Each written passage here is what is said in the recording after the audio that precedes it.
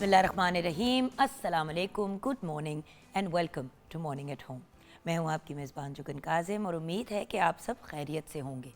भाई आज सुबह तो ऐसी धुंध थी लाहौर में, बल्कि है कि मैं भी घबरा गई। कुछ दिन मैंने कराची में गुजारे, वहाँ पे मौसम बिल्कुल मुख्तलिफ है।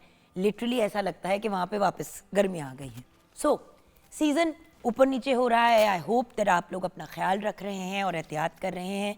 और लाहौर में एक दिन में लगता है कि गर्मी है और रात को शदीद सर्दी हो जाती है, बट आज तो आई थिंक ज़रा पूरा दिन ही सर्दी रहेगी considering the way the weather is. अच्छा, आज मैंने आपसे बात करनी है खुश रहने की। देखिए, लोग हमेशा एक दूसरे को कहते हैं कि खुश रहा करो, अपने आप को पॉजिटिव रखा करो, लेकिन उसका फॉर्मूला क्या है या उसका तरीका क्या है, बहुत से लोग ये नहीं जानते। सो आज आपसे कुछ फ्यू पॉइंट्स, 3 पॉइंट्स बल्कि हमने आपके लिए कलेक्टिवली रखे हैं। खुश रहने के लिए हमें 3 अमल करने हैं। सबसे पहला अमल, गुजरे हुए वक्त को छोड़ दें। हमारी ज़िंदगी का सबसे बड़ा इशू, सबसे बड़ा प्रॉब्लम ये होता है कि हम कल में से नहीं निकल पाते, और जब हम कल में फंसे रहते हैं तो आज को हम इंजॉय नहीं कर पाते और आने वाले कल की प्लानिंग तो बिल्कुल ही साइड लाइन हो जाती है। देखिए, बीता हुआ वक्त दोबारा वापस नहीं आएगा, आप भी जानते हैं, मैं भी जानती हूँ। हम चाहें या ना चाहें, वक्त ने तो आगे बढ़ना ही बढ़ना है और हमें उसके साथ बढ़ना है, वरना हम पीछे रह जाएंगे। पुरानी यादें, पुरानी गलतियाँ, पुरानी तकलीफ़ें, इतनी बार हम लोग उनके बारे में सोचते हैं कि हम फंस ही जाते हैं। एग्ज़ाम्पल ये है कि जैसे कि किसी की बिज़नेस में लॉस हो गया, या उनकी बिज़नेस शट डाउन हो गई, या उनको बैंक्रप्सी डिक्लेयर करनी पड़ी। अब कॉन्स्टेंटली यही सोचते रहना कि हाय मेरा बेड़ा गर्क हो गया, हम बर्बाद हो गए, हम लुट गए, हाय हम क्या करेंगे, ये हाय हाय जो है ना, इंसान का भट्टा बैठा देती है। और दूसरी बात, क्या ये समझदारी है? नहीं व्यूअर्स, अगर हम गुजरे हुए वक्त से सीखना चाहें तो वो एक बड़ी ब्रिलियंट चीज़ है। यानी कि क्या ऐसी गलतियां हुई जो अब हमने रिपीट नहीं करनी। जैसे कि बिज़नेस की ही अगर बात करें, बिज़नेस में फॉर एग्ज़ाम्पल गलत लोगों के साथ पार्टनरशिप की, या बिज़नेस करते हुए टाइम नहीं दिया, तवज्जो नहीं दी, या उस एरिया में आपकी इतनी नॉलेज नहीं थी, तो फिर अपनी नॉलेज को बढ़ाना, अपने आप को इम्प्रूव करना और फिर से कोशिश करना और एफर्ट करना, एंड अपने आप को आगे बढ़ाने के लिए अपने आप को ऐसे मोटिवेट करना कि पिछली गलतियों को रिपीट ना करें। ये तो बहुत अक्लमंदी की बात है। लेकिन हाय हाय करना, पिटना और डिप्रेशन में चले जाना, व्यूअर्स, इससे कोई ज़िंदगी में पॉजिटिविटी नहीं आती, सिर्फ इंसान में की ज़िंदगी में मज़ीद नेगेटिविटी बढ़ती है। दूसरा स्टेप, फ़िक्र करना छोड़ दें। अब इसका ये मतलब नहीं है कि आप एफ़र्ट्स ना करें, लेकिन रिसर्च कहती है कि 98% चीज़ें जिनके बारे में हम फ़िक्र करते हैं वो कभी होती ही नहीं हैं। यानी कि आने वाली चीज़ों की फ़िक्र, हमारे नेचर में होता है कि छोटी छोटी चीज़ के बारे में पैनिक करना। जैसे कि हाय अल्लाह, बर्थ हमने अपने बच्चे की सालगिरह रखी है, 3 दिन बाद बारिश हो गई तो, कोई आया नहीं तो, ये नहीं हुआ तो, हाय अल्लाह अगर हमने खाना बनाया और खाना लोगों को पसंद नहीं आया, अगर केक टाइम पे ना बना। यूँ छोटी छोटी चीज़ों के बारे में हम लोग स्ट्रेस कर करके अपने दिमाग की दही निकाल देते हैं। क्या नहीं होगा, वी डोंट नो। ये सब चीज़ें तो अल्लाह ताला के हाथ में हैं। सो अपनी एनर्जी को वेस्ट नहीं करना उन चीज़ों पे जो अगर हो गई शायद तो क्या होगा। हाँ, अगर खुदा न खास्ता कोई ऐसा काम कर रहे हैं जो रिस्की काम है, अगेन बिज़नेस का ही एग्जांपल ले लेते हैं कि अगर हमारा बिज़नेस ना चला तो फिर इस चीज़ को आप पॉजिटिव तरीके से इस्तेमाल करें कि भाई हम इतनी इन्वेस्टमेंट करेंगे जो हमें चुभेगी नहीं, और अगर हमें नुकसान हो भी गया तो हम उसके लिए अपना कोई फॉल बैक बना के रखें। लेकिन 24 घंटे फ़िक्र करने से हम अपना टाइम वेस्ट करके उन चीज़ों से अपनी तवज्जो हटा देते हैं जो रिक्वायरमेंट होती है। हम अपने एफ़र्ट्स को वेस्ट कर देते हैं गलत चीज़ों के ऊपर। सो वक्त पहले ही कम होता है, बेकार की टेंशनों पे उसको वेस्ट करने का क्या फ़ायदा। वो कहते हैं ना, 4 दिन की ज़िंदगी है, इसे खुश होके और खुल के जी लें। एंड फाइनली तीसरा पॉइंट, अपनी खुशी दूसरों में मत ढूंढें। सबसे बड़ा गलत काम जो हम करते हैं वो ये है कि हम खुशी किसी और में ढूंढते हैं, किसी की मोहब्बत में, किसी और के अप्रूवल में, किसी और के एक्सेप्टेंस में। हम अपनी ज़ात में खुशी नहीं ढूंढते। ये समझ लें कि जब हमारी खुशी किसी और के हाथ में होगी तो वो एनर्जी बोरोड होती है, और बोरोड एनर्जी हमेशा वापस करनी पड़ती है। सो इसका मतलब ये है کہ یہ نہیں ہے کہ ہم اپنی رشتے اور اپنے جو کلوز ریلیشنز ہیں ان کو سائڈ لائن کریں. آپ ان کو اپنے قریب رکھیں, لیکن اتنی امیدیں ان سے وابستہ نہ کریں جو نہ تو وہ پوری کر پائیں, اور سچی بات ہے شاید وہ نہ کرنا چاہیں ان چیزوں کو. دوسروں سے ایکسپیکٹیشنز رکھنے کے بجائے اپنے ذات کو پازیٹیو کریں اور اپنے آپ کو خود مختار اور انڈیپینڈنٹ کریں. میاں کے ساتھ, بچوں کے ساتھ, فیملی کے ساتھ, دوسروں کے ساتھ ہم لوگ اپنی خوشی کو ہمیشہ کنیکٹ کرتے ہیں. اسی لیے ہمیشہ ہم اس پروگرام پہ کہتے ہیں کہ اپنے لیے چیزیں کرنی شروع کریں, اپنی ہابیز بنائیں, اپنے آپ کے اوپر فوکس کریں. ہم تو ایک ایسے ملک میں, ایک ایسے معاشرے میں رہتے ہیں کہ ہم اپنا ٹوٹل انرجی اور فوکس دوسروں پہ لگا دیتے ہیں, اور جب دوسرے واپس وہ چیزیں نہیں کرتے تو ہم ڈسہارٹ ہوتے ہیں. تو کریں بھی اتنا جتنا آپ خود ہینڈل کر سکتے ہیں. اور اب جیسے کہ صبح سویرے خاتون اٹھتی ہے, فجر کے لیے نماز کے لیے اٹھے, اور اس کے بعد آپ کا دن شروع ہو گیا, اور سارا انرجی, سارا ایفرٹ آپ نے ہسبینڈ کی چیزیں تیار کرنی ہے, بچوں کے لیے کرنا ہے, مطلب سارا کچھ جو ہے دوسروں کے لیے کر رہے ہیں. اب اسی وقت جب آپ صبح جلدی جاگ رہے ہیں, ایکسرسائز کر لی اپنے آپ کے لیے, نماز پڑھ لی, اس کے بعد ایکسرسائز کر لی, اپنا بریکفسٹ آرام سے بیٹھ کے کیا, اور پھر دوسروں کے لیے باقی چیزیں کرنی شروع کی. یہاں تو بات سمجھ آتی ہے. خود بیمار ہیں, دوسروں کی تیمارداری کر رہے ہیں. کیا آپ نہیں ڈیزرو کرتے کہ کوئی آپ کا بھی خیال رکھے؟ آپ اگر ایفرٹ کرتے ہیں, کام کرتے ہیں, دوسروں کے لیے آؤٹ آف دا وے جاتے ہیں, اگر دوسرے اسی چیز کے اوپر نہیں اترتے یا برابری پہ آپ کے ساتھ نہیں آتے, تو آپ اپنے ایفرٹس کو کم کریں اور اپنی ذات کے اوپر توجہ دیں.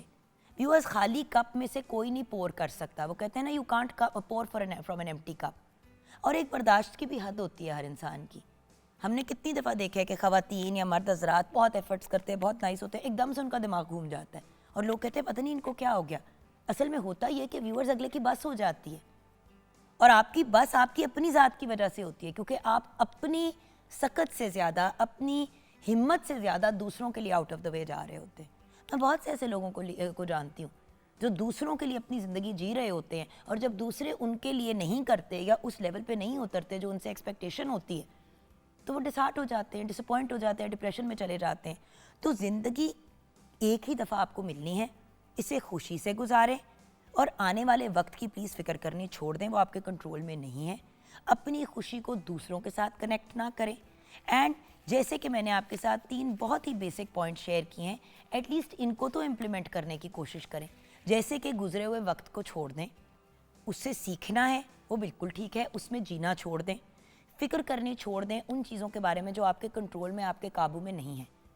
یہ وہ والی بات ہے کہ اللہ آسمان گر گیا تو بھائی, اگر آسمان نے گرنا ہے تو وہ گر جائے گا, آپ اس کا کچھ نہیں کر سکتے.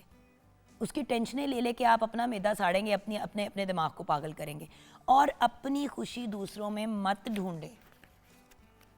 سچی بات ہے ویورز, جو لوگ دوسروں میں اپنی خوشی ڈھونڈتے ہیں نا, وہ زندگی میں کبھی خوش نہیں ہو پاتے, کیونکہ ہر بندہ اپنا سوچ رہا ہوتا ہے. تو آپ بھی اپنا سوچیں.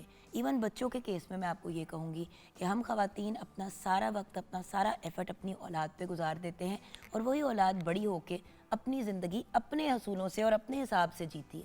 اب تو دنیا بدل گیا ہے ویورز, بچے پڑھ لکھ کے اپنے ڈفرینٹ شہروں میں چلے جاتے ہیں, ٹریول کرتے ہیں, 100 اور چیزیں کرتے ہیں, اور پھر ہم ہاتھ پہ ہاتھ دھر کے بیٹھے ہوتے ہیں کہ ہائے اللہ ہمارے بچے چھوڑ گئے. تو بچے تو چھوڑ کے جائیں گے, یہ ایک نارمل چیز ہے کہ وہ اپنی زندگیاں اپنے حساب سے جئیں گے, اور ان کے اوپر پریشر ڈال کے ان کی کمر توڑنا اور یہ ایکسپیکٹ کرنا کہ ہمارے بچے ہمارے پلو سے ہمارے دامن کے ساتھ چمڑے رہیں گے, یہ ہو نہیں سکتا ویورز.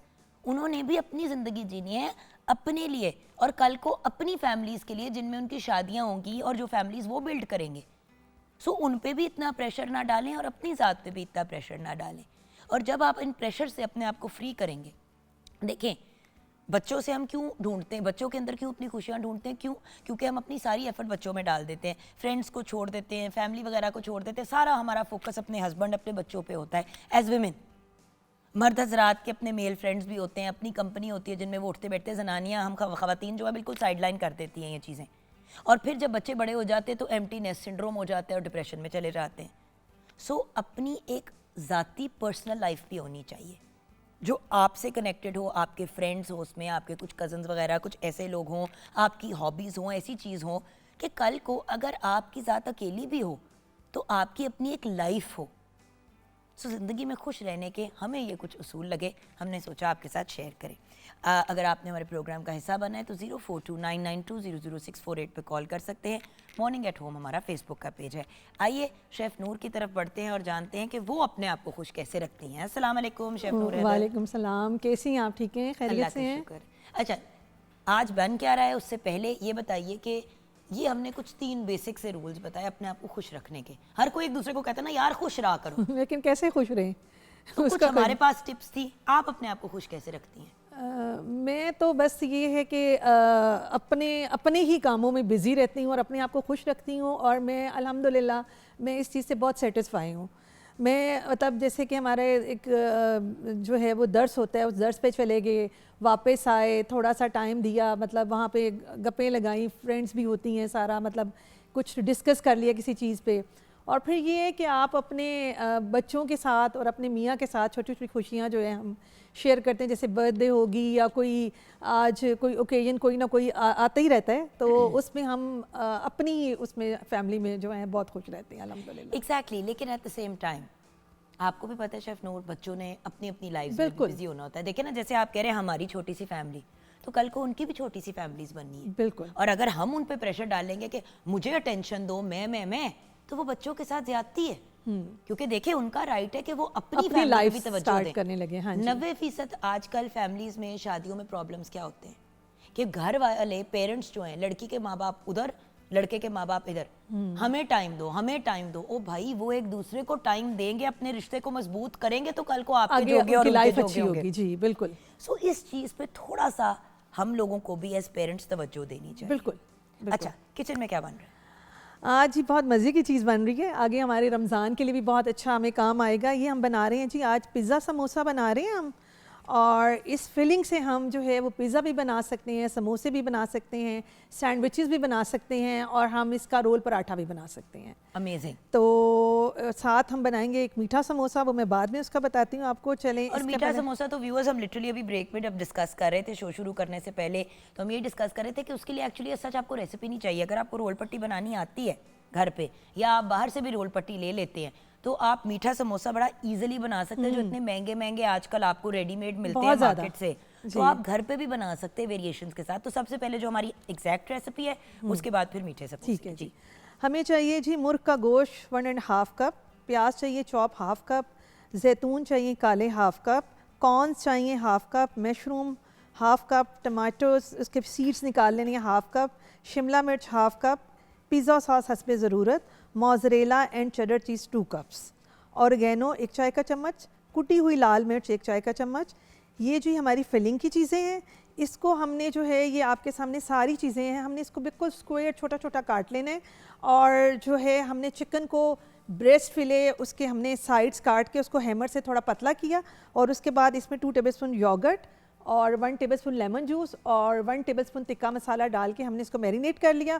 اور اس کے بعد ہم نے اس کو گرل کر لیا چکن کو, اور اس کے چھوٹے چھوٹے پھر کیوبس کاٹ لیے, اور یہ ہمارے چکن تکا چنکس بن گئے ہیں ہمارے, اور یہ ہم یوز کریں گے.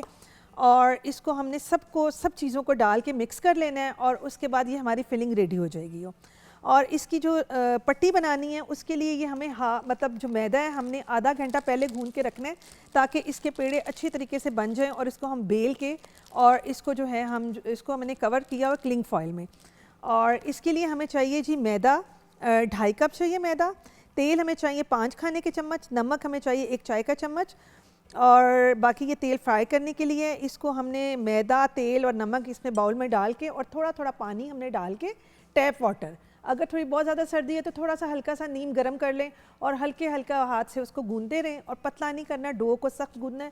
جب آپ آدھے گھنٹے کے لیے رکھیں گے تو یہ خود بخود جو ہے وہ نرم ہو جائے گی. اور اس کے ہم نے 3 ٹیبل اسپون لے کے اس میں سے اور ایک چھوٹا پیڑا بنانا ہے, اور پیڑا بنا کے ہم نے اس کو بیلنا ہے, اور بیل کے ہمارے پاس انچی ٹیپ ہے, 7 انچز کی روٹی ہم نے رکھنی ہے, 7 انچز کی روٹی رکھنی ہے ہم نے, اور اس کو سینٹر سے کاٹ کے اور اس کا سموسا بنا لینا, اور پیزا کی یہ فلنگ کرنی ہے, اور فلنگ کر کے اور اس کو ہم ہلکی آنچ پہ ڈیپ فرائی کریں گے, اور ہم اس کو پھر سرو کر دیں گے فرائز کے ساتھ.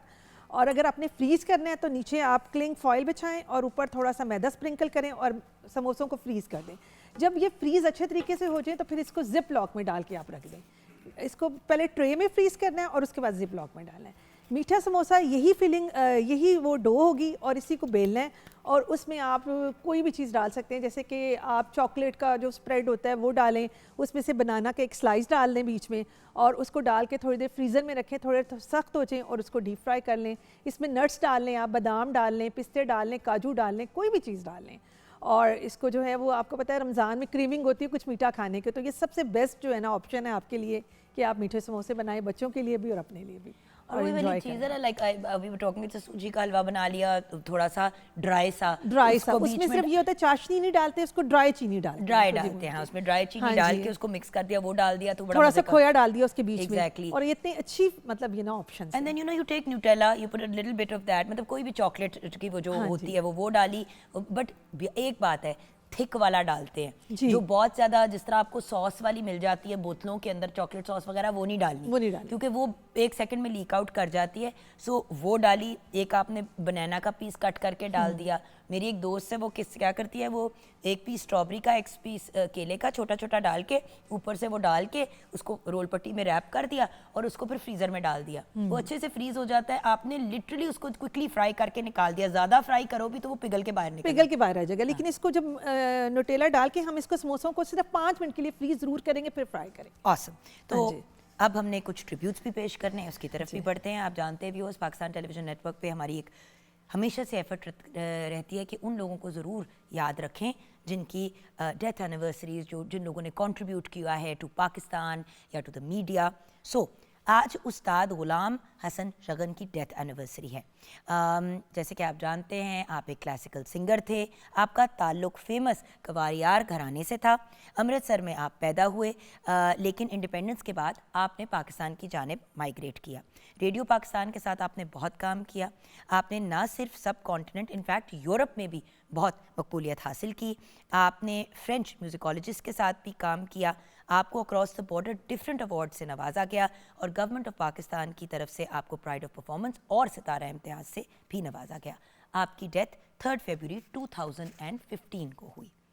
دین ایک اور بہت ہی پیاری, بہت ہی میٹھی پرسنالٹی جن کے ساتھ میرا پرسنلی ایک بہت ہی کلوز تعلق تھا. میں نے اپنے پہلے ایکٹنگ کے پروجیکٹس میں سے جو پہلا پروجیکٹ کیا, بلکہ دا فرسٹ ایکٹنگ پروجیکٹ جو میں نے لاہور میں کیا, ستم اس کا نام تھا, اس میں انہوں نے میرے فادر کا رول ادا کیا. آج خیام سرحدی صاحب کی ڈیتھ اینیورسری ہے. خیام سرحدی صاحب ایک بہترین T V, radio and film کے آرٹسٹ تھے. 1948 میں آپ پیدا ہوئے. ازیاز سرحدی آپ کے فادر تھے جو بہترین اسکرپٹ رائٹر اینڈ ڈائریکٹر تھے.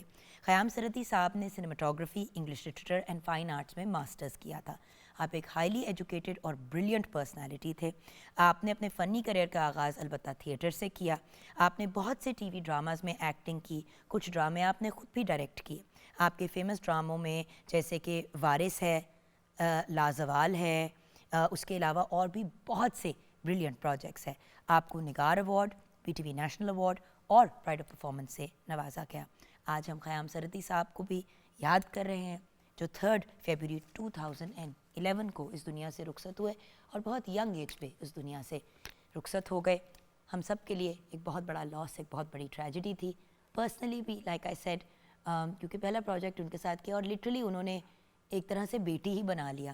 اینڈ ان کے گھر بھی بڑا میرا آنا جانا رہا ایک سرٹن پیریڈ آف ٹائم کے لیے. پھر میں بھی کام میں مصروف ہو گئی اور میری بڑی ریگریٹ ہے لائف کی کہ جو ان کا لاسٹ ٹائم تھا, ایون دو ان کی سڈن ڈیتھ ہوئی تھی, بٹ جو لاسٹ ان کا ٹائم پیریڈ تھا اس دوران میری ان سے اتنی ملاقاتیں نہیں تھیں. بٹ اللہ پاک خیام صاحب کو, جن کو میں اس وقت بڑے پیار سے بابا جان کہتی تھی, بابا جان کے درجات بلند فرمائے, انہیں جنت الفردوس میں اعلیٰ ترین مقام عطا فرمائے, آمین. آئیے ویورز بریک کی طرف پڑھتے ہیں. بریک کے بعد جب واپس آئیں گے تو بچوں کی اتنی باتیں ہو رہی تھی, تو بچوں سے ریلیٹڈ ہی ہمارا ٹاپک ہے بریک کے بعد کا, لیکن صحت سے ریلیٹڈ. اور میں ریکویسٹ کروں گی کہ آپ سب یہ سیگمنٹ ضرور دیکھیے گا.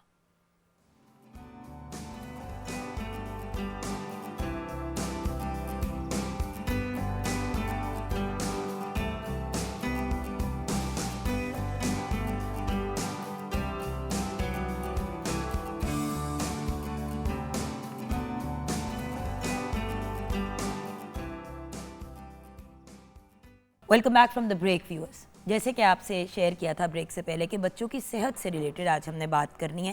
اور ویورز آج کا ٹاپک بہت امپورٹنٹ ہے کیونکہ یہ ایک میجر پوائنٹ آف کنسرن بھی ہے اور اس ٹاپک پہ بارے میں نالج ہونا بہت ضروری ہے. جیسے کہ آپ جانتے ہیں ڈائبٹیز کی شرح ہمارے ملک میں بہت زیادہ بڑھتی چلی جا رہی ہے. ٹائپ 1 ٹائپ 2 دونوں کے بارے میں آج ہم بات کریں گے. اور یہ جو ایک کنفیوژن رہتی ہے نا 24 گھنٹے, کہہ دیتے ہیں کہ ڈائبٹیز ہے لیکن یہ نہیں پتہ ہوتا کہ کون سی والی ہے.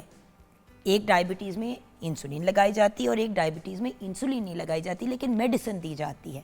اب کیا ہے, اس کو مینیج کرنے کے کیا طریقے ہیں؟ Obviously viewers, I'm not a doctor but we have a brilliant doctor with us. ایک ہائیلی اکمپلشڈ انڈوکرینالوجسٹ ہمارے ساتھ ہیں, ڈاکٹر عاطف منیر. السلام علیکم ڈاکٹر صاحب. جی وعلیکم السلام. ڈاکٹر صاحب پوری دنیا میں تو ڈائبٹیز کی بات ہو رہی ہے لیکن پاکستان میں تو انی مچی ہوئی ہے ڈائبٹیز کی. اٹس چکو تو ایڈلٹس میں اور بچوں میں ڈائبٹیز نکل رہی ہے.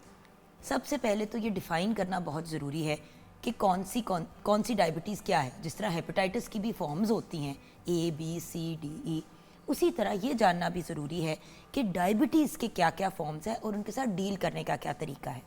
ہم بڑے ہو جاتے ہیں, ہم بتا دیتے ہیں یا ہمیں خود محسوس ہو جاتا ہے سم تھنگ از آف, لیکن بچے ان کو پتہ ہی نہیں ہوتا ان کے ساتھ کیا ہو رہا ہے. اور دوسری بات ویورز, بچے 102 بخار میں بھی بھاگ رہے ہوتے ہیں. سو وی ڈونٹ نو جب ان کو کوئی پرابلم ہوتی ہے. تو ڈاکٹر صاحب ڈائبٹیز ٹائپ 1 جس کو شوگر بھی کہتے ہیں, ذیابطیس بھی کہتے ہیں, یہ کیا ہے؟ سب سے پہلے تو یہ ایکسپلین کریں اور پھر کس ایج گروپ کے بچوں کو ہوتی ہے. Thank you very much. So type 1 diabetes in common ہے لیکن اتنی بھی ان کامن نہیں ہے. جو مین چنک آف ڈائبٹیز ہے وہ ٹائپ 2 ہے. سو ٹائپ 1 ایکسکلوسیولی بچوں میں ہوتی ہے. شوگر کنٹرول کرنے کے لیے 2-3 چیزیں انسانی باڈی کو چاہیے ہوتی ہیں.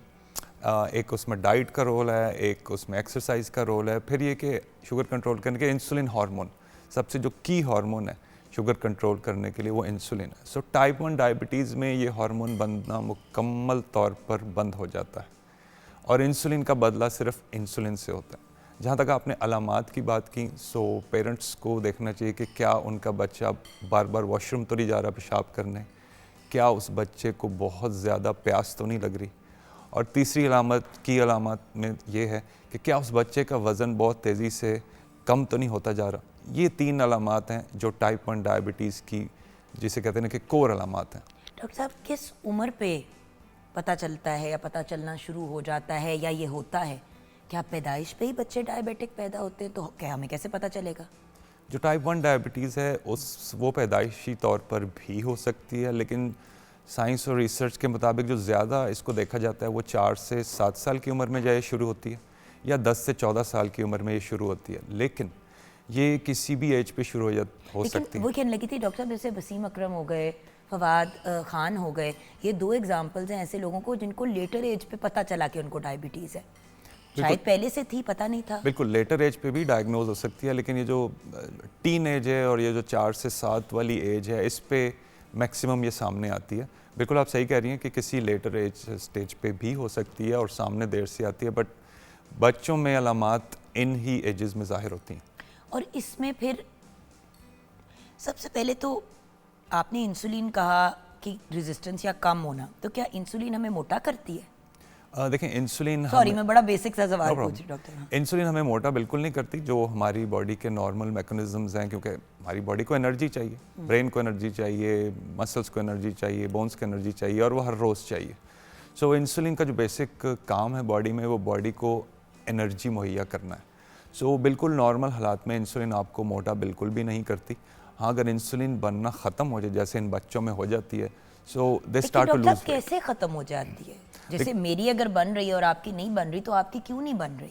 اس کا ریزن کیا ہے؟ اس کا جو ایگزیکٹ ریزن ہے وہ ابھی تک کی ریسرچ کو ایگزیکٹ ریزن معلوم نہیں ہو سکا. ہو سکتا ہے آنے والے ٹائمز میں ریسرچ کے ساتھ معلوم ہو جائے. جو ابھی تک نون ہے وہ یہ ہے کہ آپ کا جو امیون سسٹم ہوتا ہے جسے قوت مدافعت کہتے ہیں, فار ریزنز ان نون, بغیر کسی نون وجہ کے وہ آپ کی انسولین بننے آنے والے جو خلی ہیں لبلے میں, پینکریاز میں, ان کو ڈسٹرائے کر دیتا ہے, کمپلیٹلی ڈسٹرائے. سو جب وہ بالکل مکمل طور پر ختم ہو جائیں گے تو انسولین بننا بند ہو جائے گی. اور اس کا مطلب یہ نہیں کہ بچے کا پورا امیون سسٹم جو ہے وہ خراب ہو گیا, فار ریزنز ان نون جو ابھی تک نہیں پتہ ہے. جیسے کہ تھائرائیڈ کچھ لوگوں کا نہیں کام کرتا, باقی سارا سسٹم ٹھیک ہوتا ہے, ایگزیکٹلی ہائپو ہو جاتا ہے یا ہائپر ہو جاتا ہے, باقی سب کچھ اوکے ہوتا ہے, صرف انسولین بننا بند ہو جاتی ہے. تو ڈاکٹر صاحب اس کی تشخیص کیسے کی جاتی ہے؟ کیونکہ آپ کو پتہ ہے آدھے سے زیادہ وقت ماں باپ ڈاکٹر پہ اسی نہیں لے کے جاتے کیونکہ ان کو ہوتا ہے ہائے اللہ بچے کو سوئیاں لگیں گی, پتہ نہیں اس کا کس قسم کے ٹیسٹ ہوں گے, کوئی آپریشن نہ کر دیں. تو تھوڑا سا ایکسپلین کریں گے کہ اس کی تشخیص پھر کیسے ہوتی ہے؟ دیکھیے جی سمپل ہے, شوگر کی تشخیص تو ایک بلڈ ٹیسٹ پہ ہو جاتی ہے. جو امپورٹنٹ چیز ہے وہ یہ ہے کہ اگر پیرنٹس کو لگ رہا ہے کہ ان کے بچے میں یہ علامات جو ہم نے ابھی پیاس اور پیاس پیشاب, بہت لگ رہی ہے, بار بار بچہ واش روم جا رہا ہے اور اس کے وزن کم ہو رہا ہے, یہ 3 چیزوں کے لیے ویورز آپ نے مطلب اپنی آبزرویشن کو رکھنا ہے. اچھا ٹھیک ہے, ایک تو یہ بات ہو گئی. اچھا پھر اس کے بعد پوری تشخیص کا طریقہ ڈاکٹر صاحب بتائیں. دیکھیں تشخیص بالکل سمپل ہے. اب تو گلی محلے لیبارٹریز موجود ہیں, اپنے ڈاکٹر پہ یا لیبارٹری پہ لے کے جائیں اور سمپل اس کا بلڈ شوگر ٹیسٹ کروا لیں, اور وہ اگر ایک خاص حد سے زیادہ ہائی ہے اور وہ علامات بھی ہیں جو بھی ہم نے ذکر کیا, سو ڈائبٹیز کا ڈائگنوسس کنفرم ہو جاتا ہے. کیا یہ ماں باپ کی وجہ سے ہوتی ہے؟ دیکھیں جو ٹائپ 1 ڈائبٹیز ہے اس میں موروثیت کا رول تقریباً نہ ہونے کے برابر ہے. اور اکثر پیرنٹس ہم سے پوچھتے ہیں کہ ڈاکٹر صاحب ہماری فیملی میں تو ہم میں سے تو کسی کو بھی شوگر نہیں ہے, تو بچے کو کیسی ہوگی؟ سو جو ٹائپ 1 ڈائبٹیز ہے, بچوں والی ڈائبٹیز ہے, اس میں موروثیت کا ایلیمنٹ بہت کم ہے, نہ ہونے کے برابر ہے. سو اسی لیے پیرنٹس کو زیادہ الرٹ لینے کی ضرورت ہے کہ چاہے ان کی فیملی میں نہیں بھی ہے اور اگر بچے میں علامات آ رہی ہیں تو فوراً سے پہلے اس کا شوگر ٹیسٹ کروائیں. اچھا اب پتہ چل گیا کہ ہے, ماں باپ ڈر جاتے ہیں. آپ نے سنا ہے بڑے لوگ یہ کہتے بھی ہے ہائے اللہ اولدے منڈے نو تو انسولین لگ گئی, کہ جیسے اس کو پتہ نہیں اللہ معافی تے کینسر ہو گیا. تھوڑا سا بتائیں گے کہ اس کا علاج سے زیادہ اس کی مینجمنٹ کیا ہے, کیونکہ علاج تو میرے خیال سے اس کا کوئی نہیں ہے. دیکھیں کام ہو رہا ہے اس کے اوپر جی, بٹ وہ ساری ایکسپیریمنٹل چیزیں ہیں آج کل تو. بالکل. سو انسولین جب بننی ختم ہو گئی, انسولین کا بدلہ انسولین سے. سو ان بچوں کو جس دن سے ان کی تشخیص ہو پوری زندگی کے لیے انسولین کی ضرورت ہوتی ہے. بٹ اس کا مطلب یہ نہیں ہے کہ بچہ اور کچھ نہیں کر سکتا, اور یہیں ہمیں پیرنٹس کو جو ہے نا حوصلہ دینے کی ضرورت ہوتی ہے, میڈیکل کیئر دینے کی ضرورت ہوتی ہے, ٹائپ 1 کے بارے میں ایجوکیشن دینے کی ضرورت ہوتی ہے. بالکل صحیح. اور ہمارے پاس کئی بچے, بلکہ زیادہ تر بچے, اگر ان کا شوگر کنٹرولڈ ہے, انسولین ٹائم پہ لگ رہی ہے, کھانا ٹائم پہ ہے, جو بیسک ان کی ڈوز ایڈجسٹمنٹ وغیرہ انسولین کی ان کے کھانے پینے روٹین کے مطابق, اگر شوگر کا کنٹرول ٹھیک رہے تو ہمارے پاس وہ بچے بھی موجود ہیں. تو اسی انسولین اور اسی ٹائپ آف ڈائبٹیز کے ساتھ اب ڈاکٹرز بھی بن چکے ہیں, انجینئرز بھی بن چکے ہیں. ابھی آپ نے نام لیا سیلیبریٹیز کا, وسیم اکرم, فواد خان. میں نے اسی لیے کہا کیونکہ تاکہ دیکھیں لوگ سوچتے ہیں کہ ایک تو ویورز دیکھیں, اگر مجھے پیاس لگتی ہے اس کا مطلب ہے کہ میرے سسٹم کو پانی کی ضرورت ہے, میں نے پانی پی لیا تو مجھے پانی لگ تو نہیں گیا نا. اسی طرح اگر انسولین آپ کے جسم کی ضرورت ہے اور آپ کے جسم میں نہیں ہے تو آپ نے انسولین ڈال دی اس کے اندر اس ڈوز کے حساب سے جو ڈاکٹر آپ کو بتائے گا, اور آپ نے اس حساب سے اس کو مینیج کرنا سیکھ لیا. بات ہوتی ہے ویورز مینجمنٹ کی. اگر آپ اس کی ایک سسٹم بنا لیں تو بچے جو 6-7 سال کی عمر پہ یا 8 سال کی عمر پہ اگر ان کا یہ شروع ہو جاتا ہے سسٹم, تو 10-12 سال کی عمر تک وہ خود اتنے پرفیکٹ ہو چکے ہوتے ہیں کہ ان کے آپ کو پیچھے پیچھے بھاگنے کی ضرورت بھی نہیں پڑتی. بالکل, بلکہ اس سے چھوٹی عمر کے بچے, آئی نو کہ شروع میں یہ بچے کے لیے اور فیملی کے لیے بہت بڑا شوق ہوتا ہے, ایک بہت بڑی ذمہ داری ہوتی ہے, ایک بہت بڑا اس کا ڈر اور خوف ہوتا ہے.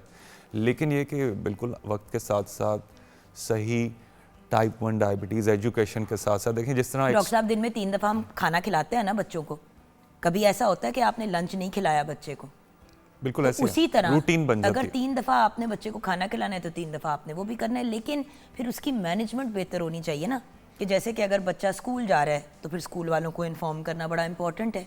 بالکل, دیکھیں کیونکہ انسولین والی ڈائبٹیز کے ساتھ شوگر کے اتار چڑھاؤ آ سکتے ہیں جو کہ ٹیبلٹ والی شوگر سے کہیں زیادہ ہوتے ہیں. سو یہاں ہمیں پیرنٹس کو بھی ایجوکیٹ کرنا تھا, جو کہ ہماری ذمہ داری ہے ایز اے ڈاکٹر. یہاں ہمیں پیرنٹس کے تھرو اسکول والوں کو بھی ایجوکیٹ کرنا ہوتا ہے, کیونکہ ہمارا ڈائریکٹ رابطہ تو اسکول ٹیچرس سے نہیں ہے. ہم پیرنٹس کو ایجوکیٹ کرتے ہیں, وہ ان کے ٹیچرس کے ساتھ رابطہ کر کے ان کو ایجوکیٹ کرتے ہیں, تاکہ اگر بچے کو کہیں ضرورت پڑ جائے اس کیئر کی جو اس کی ہائی یا لو شوگر میں اس کو فوری دینی ہے, so as long as education ہو تو وہ چیزیں آرام سے کور ہو جاتی ہیں. آئیے ویورز بریک کی طرف پڑھتے ہیں.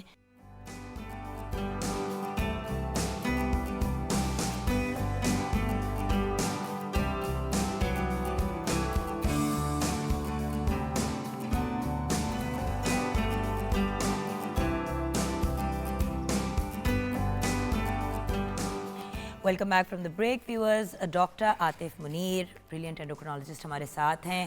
ہمیں ٹائپ 1 ڈائبٹیز کے بارے میں بتا رہے تھے. ایک تو سوال باقی ہیں اس سے ریلیٹڈ, کیونکہ اس کے بعد میں نے ٹائپ 2 کی طرف آنا ہے. وہ میرے خیال سے اس سے بڑا کنسرن اس پوائنٹ آف ویو سے ہے کہ وہ کنٹرولبل ہے, وہ آپ مینیج بہت بہتر کر سکتے ہیں, لیکن خیر اس پہ بات کریں گے.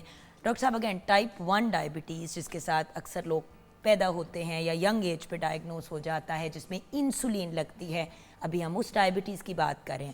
ڈاکٹر صاحب اس سے ریلیٹڈ جو میرا مین اور فائنل کویشچن تھا, بہت سے لوگ اس بات سے ڈر جاتے ہیں کہ آئے ہے بچے کو ڈائبٹیز ہو گئی, 4 سال کا بچہ ہے, 8 سال کا بچہ ہے, 6 سال کا بچہ ہے, 12 سال کا بچہ ہے, اب اس کا قد نہیں نکلے گا, وہ ڈیولپ نہیں ہوئے گا, اس کی ہائٹ نہیں نکلے گی, اس کی صحت متاثر ہوگی.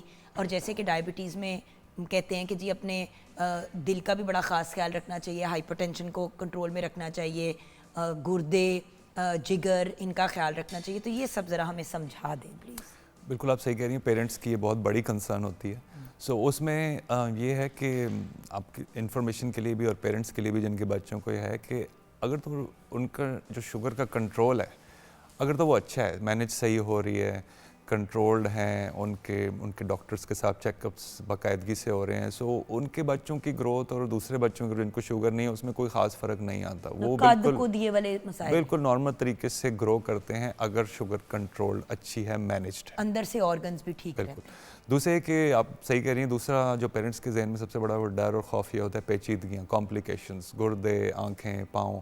اس میں یہ کہ اگین کنٹرول کے ساتھ لنکڈ ہے, اچھی ہے, مینیجڈ ہے, سو یوزلی کمپلیکیشنز کا رسک بہت کم ہو جاتا ہے. اچھا اگر مینیج نہ ہو, کیونکہ ڈاکٹر صاحب یہ بھی جاننا, لوگ کہتے ہیں ہم تو کر ہی رہے ہیں مینیج, لیکن اگر غلط مینجمنٹ ہو, یا جیسے کہ 3 ہفتے بچہ جو ہے ماں کہیں باہر گئی ہوئی ہے, بچہ فادر کے پاس ہے, احتیاط نہیں کی, تو میں اس پوائنٹ آف ویو سے جاننا چاہتی ہوں کہ اگر مس مینیج کریں تو کیا نقصان پہنچ سکتا ہے اور کیا موت بھی ہو سکتی ہے؟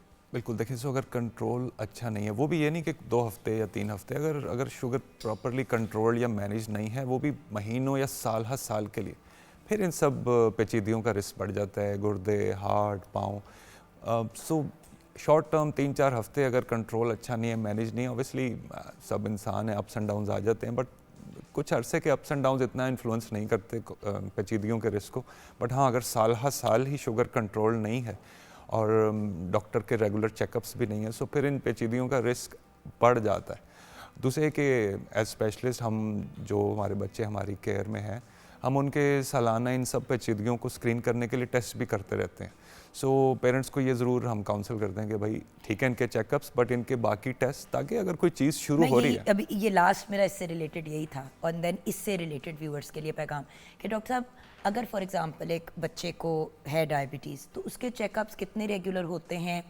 دیکھیں نارمل بچے کو تو آپ تب ڈاکٹر پہ لے کے جاتے ہو جب کوئی پرابلم ہوتی ہے, ان بچوں کے کیس میں کتنا ریگولر آنا چاہیے؟ یہ بڑا اچھا ویلڈ سوال ہے. دیکھیں جو شروع کے کچھ مہینے ہوتے ہیں نا ڈائبٹیز کے ساتھ تشخیص کے بعد, سو اوبیسلی ڈوز پک کرنی ہے, ڈوز کرنی, فیملی کو ایجوکیٹ کاؤنسل کرنا, وہ ایک دفعہ میں سب کچھ نہیں ہو سکتا, پھر فیملی کے کچھ سوال ہوں گے, کچھ پرابلمز وہ فیس کریں گے. تو شروع میں تو ہم ان کو بڑا فریکوینٹلی کلینک بلاتے ہیں ایجوکیشن کے لیے, سپورٹ کے لیے, ڈوز ایڈجسٹمنٹ کے لیے.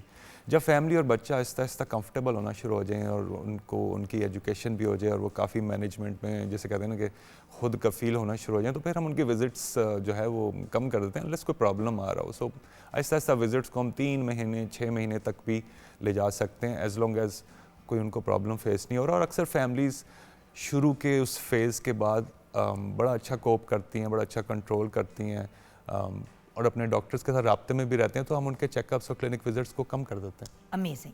تو آپ کا پیغام ٹائپ 1 ڈائبٹیز بچوں سے ریلیٹڈ کیا ہے؟ کیونکہ پھر میں نے ٹائپ 2 کی بات کری. سو دیکھیں بچوں سے ریلیٹڈ ٹائپ 1 ڈائبٹیز کے بارے میں ویورز کے لیے پیغام یہی ہوگا کہ وہ پیرنٹس جن کے بچے اس ایج کے ہیں جس کا آپ نے ذکر کیا, یا ایون آپ کے رشتہ داروں کے بچے یا آس پاس کے بچے, 3 علامات پلیز یاد رکھیں. اگر بچے کو پیاس بہت زیادہ لگ رہی ہے, اگر بچہ بار بار پیشاب کر رہا ہے اور بچے کا وزن کچھ دنوں کچھ ہفتوں میں کم ہو رہا ہے, تو پلیز فوراً سے پہلے اس کا شوگر چیک کرائیں, تاکہ اگر اس کو ٹائپ 1 ڈائبٹیز ہے تو اس کی تشخیص بر وقت ہو چکے اور انسولین جلد از جلد شروع ہو سکے.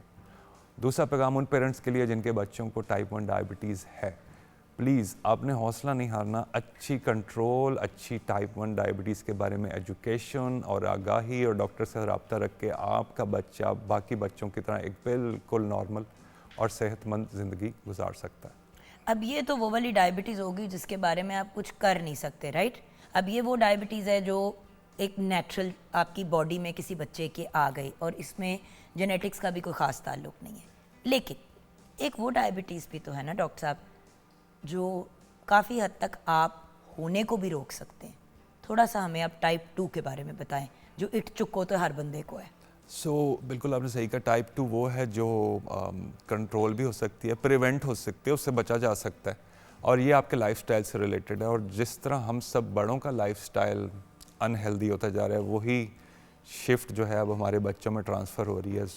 فاسٹ فوڈ, ایزی فوڈ, گھر کھانا, کھیل کود منیمل ہوتی جا رہی ہے. ہینس ہمارے بچوں کے وزن بھی بڑھتے جا رہے ہیں, کیونکہ سب سے بڑا جو رسک فیکٹر ہے کسی کو ٹائپ 2 ڈائبٹیز ہونے کا, چاہے وہ بڑا ہے یا بچہ ہے, اس کا اوور ویٹ ہونا ہے. بچے بھی آن ایوریج اوور ویٹ ہوتے جا رہے ہیں, اور اب ہم ٹائپ 2 ڈائبٹیز بھی بڑے ینگ بچوں میں ہم نے دیکھنا شروع کر دیا, جو کہ بڑا الارمنگ ہے. 10-12 سال کے بچے انتہائی اوور ویٹ اور ٹائپ 2 ڈائبٹیز. تو ڈاکٹر صاحب اس کی علامات کیا ہیں؟ ٹائپ 2 ڈائبٹیز میں اور کیا اکثر اس میں بھی انسولین لگتی ہے؟ یہ اس کی کیا کہانی ہے؟ دیکھیں, ٹائپ 2 ڈائبٹیز میں بچوں کی یا بڑوں کی انسولین, جو اپنی انسولین ہے ان کی, وہ بالکل نارمل بن رہی ہوتی ہے, وہ باڈی اس کو یوز نہیں کر پا رہی. عام طور پہ اس ٹائپ آف ڈائبٹیز کے ساتھ کوئی خاص علامات آتی نہیں, کیونکہ انسولین ان کی بن رہی ہوتی ہے, تو علامات کو بہت زیادہ یا بہت شدید ہوتی نہیں. اگر علامات آنا بھی شروع ہو جائیں تو وہ بڑی مائلڈ سی ہوتی ہیں, جس کو ہم اکثر کوئی موسم چینج ہے, کوئی ہے, وہ کو تھکاوٹ ہو رہی ہے, فٹیگ ہو رہی ہے, کو پاؤں سن ہو رہے ہیں, وہ علامات جس کو ہم بڑی ایزیلی نارمل زندگی میں اگنور کر دیتے ہیں. اس طرح کی علامات ہوتی ہیں. بڑا ان کامن ہے کہ ٹائپ 2 میں بھی وہی علامات ہیں جو ٹائپ 1 میں, کو پیاس, پیشاب, ویٹ, کیونکہ ویٹ لاس اتنا ہوتا نہیں, کیونکہ یہ تو ہوتی ہی اوور ویٹ ہونا سے ہے. علامات بڑی ہلکی پھلکی ہو سکتی ہیں, جس کو اکثر بڑے بھی اور بچے کے خاص کیس میں تو خاص طور پہ اگنور کر دیا جاتا ہے. What do we do doctor صاحب؟ سلوشن بتائیں مجھے. سلوشن دیکھیں, اس ٹائپ آف ڈائبٹیز کا جو بیسٹ سلوشن ہے وہ پریونشن.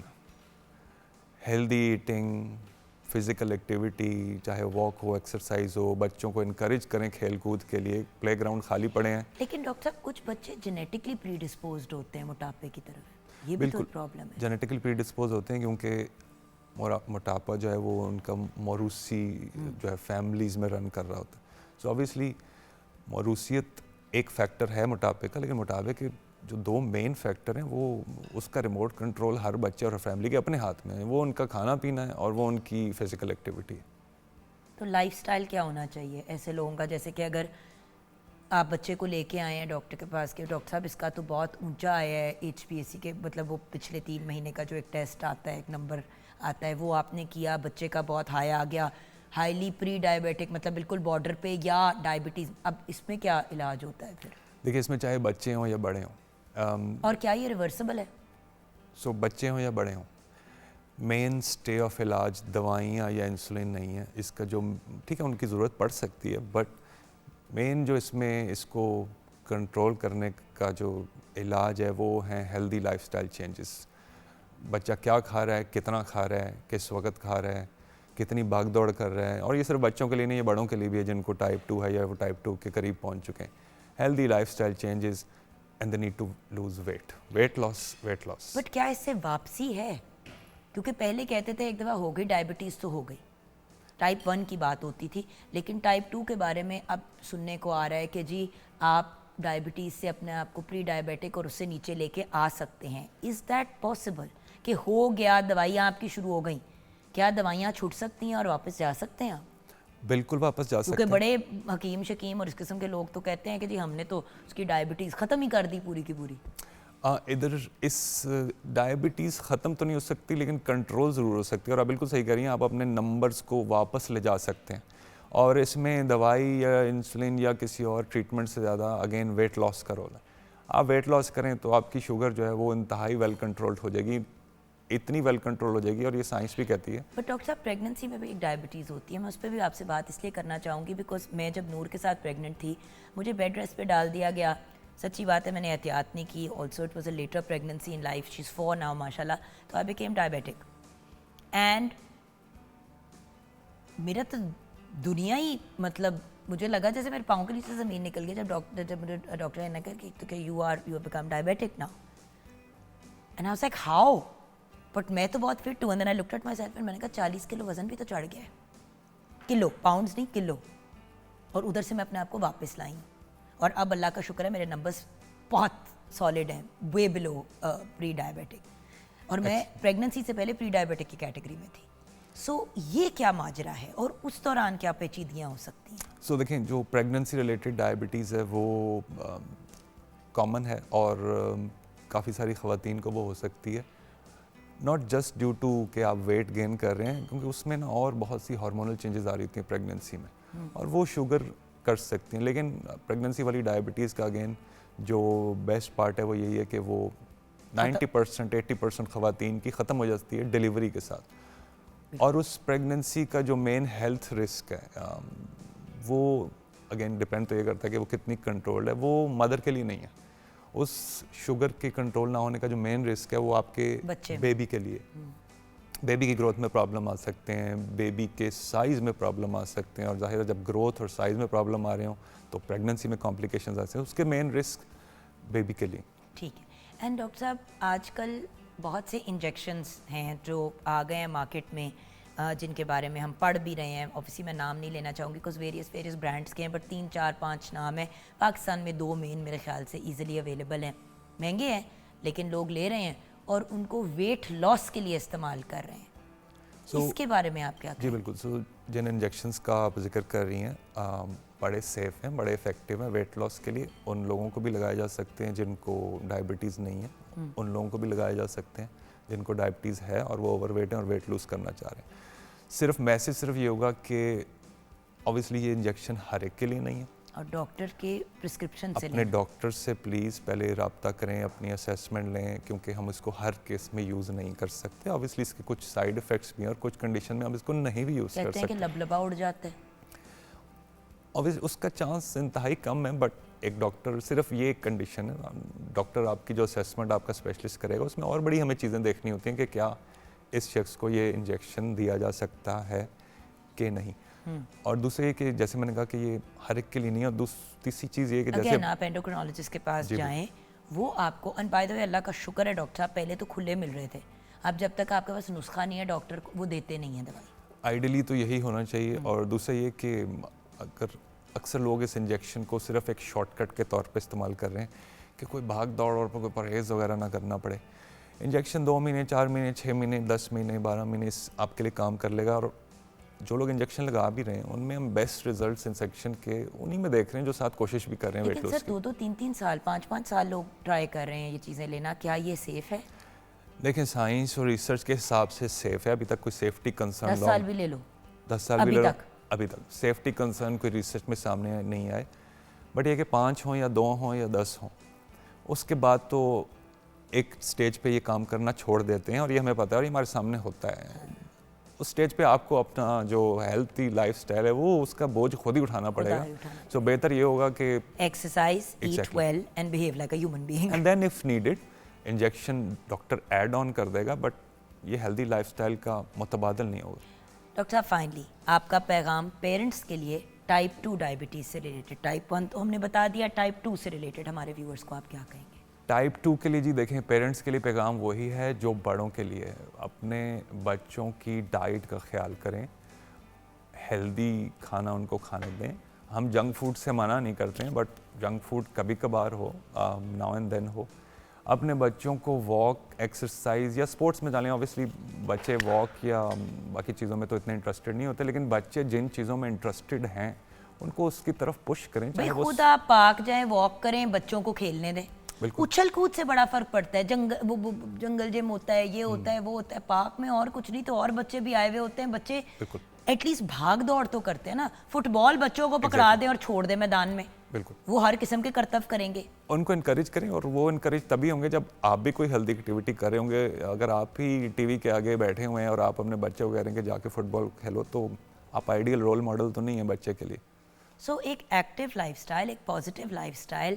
ویورز دیکھیں, ایک وقت تھا جب ہر بندہ جو ہے وہ بس گھر میں ہی بیٹھا رہتا تھا, لیکن فزیکل ایکٹیویٹی اتنی زیادہ ہوتی تھی کہ وہ ان کو ایکسرسائز کے لیے جانا نہیں پڑتا تھا. اب مسئلہ یہ ہے کہ گھر میں اگر ہم بیٹھے ہوئے ہیں تو ہم لٹرلی صرف بیٹھے ہوئے ہیں, صفائی, جھاڑو پوچھا, چیزیں, ہر چیز کے لیے آسان چیزیں آ گئی ہیں, بندہ بیٹھے بیٹھے جو اپنے سارے کام کر لیتا ہے. ایز اے رزلٹ ویٹ بڑھتا چلا جاتا ہے. جسم کی ضرورت ہے کہ اس کو ایکٹیو کریں اور اس کو موو کریں. بیٹھے بیٹھے تو کوئی چیز بھی ہو تو اس کو زنگ لگ جاتا ہے, تو اپنے, اور آپ کے مسلس سلیک ہو جاتے ہیں. سو دا پوائنٹ از اپنے آپ کو ایک اچھا ایگزامپل بنائیں, جائیں پارک. اکثر لوگ کہتے ہیں نا بچوں کو چھوڑ کے کیسے ایکسرسائز کریں. او بھائی بچوں کو ساتھ پارک لے کے جاؤ, آپ اپنی واک کریں یا رننگ کریں, بچے آپ کے پارک میں کھیل رہے ہیں, آپ کی نظروں کے سامنے ہے, وہ بھی سیف, آپ بھی سیف, بچوں کی بھی آؤٹنگ ہو گئی, ایک ہیلدی ایکٹیویٹی بھی ہو گئی. ڈاکٹر صاحب جب تک ہم یہ ایفرٹ, پارکس خالی پڑے ہوتے ہیں, صرف شام کے ٹائم آپ کو 1-2 گھنٹے ہوتے ہیں جب آپ کو نظر آتا ہے کہ لوگ دھوپ سے لوگ ڈر رہے ہیں. بھائی اگر آپ کو اتنا دھوپ کا کنسرن ہے, میں تو دوپہر کو 2 بجے بھی واک پہ, ڈاکٹر صاحب مجھے اگر ونڈو ملے ایکسرسائز کی, میں کیپ پہن لیتی ہوں, اچھا سا سن بلاک, سن اسکرین لگا کے نکل جاتی ہوں. اور ہم سب نے یہ اپنے لیے کرنا ہے, یہ کسی اور کے لیے نہیں ہے, یہ آپ کی اپنی ہیلتھ کے لیے. So thank you so much doctor صاحب. ویورز, آج ہمیں ڈاکٹر عاطف منیر نے جوائن کیا, بریلینٹ اینڈوکرینالوجسٹ. ان کو آج بلانے کا مین مقصد یہ تھا کہ ٹائپ 1 اینڈ ٹائپ 2 کا آپ کو ڈفرینس بتا دیں, اور یہ بتا دیں کہ بچوں میں ٹائپ 2 کی شرح بہت زیادہ بڑھ رہی ہے, اور اگر ٹائپ 1 ہے تو رائٹ ٹائم پہ اس کو ڈائگنوز کر کے علاج کرنا, اور اگر انسولین کی جسم کی ضرورت ہے جو ہماری باڈی نیچرلی بناتی ہے. یہ وہ والی بات ہے کہ اگر آپ کا جسم خون نہیں بنا رہا اور آپ کو خون کی کمی ہے تو آپ کو اس کے لیے آئرن یعنی کہ فولاد لینی پڑے گی. آپ نہیں لیں گے تو آپ انیمک ہو جائیں گے اور کسی میجر پرابلم کا فیس کریں گے. اسی طرح انسولین اگر جسم کی ضرورت ہے تو آپ نے اس کو وہ چیز دینی ہے. نہیں دیں گے تو آئی ایم سوری, پھر آپ اپنے بچوں کی یا اپنے گھر کے فیملی ممبرس کی لائف سپین کو خود چھوٹا کر رہے ہوں گے. چھوٹی سی بریک کی طرف جائیں گے, بریک کے بعد جب واپس آئیں گے تو آج ہم ٹریبیوٹ پیش کریں گے بریک کے بعد چودھری رحمت علی کو, جو تحریک پاکستان کے ایک بہت بڑے نیشنل ایکٹیوسٹ تھے. آپ ہمارے ساتھ رہیے گا.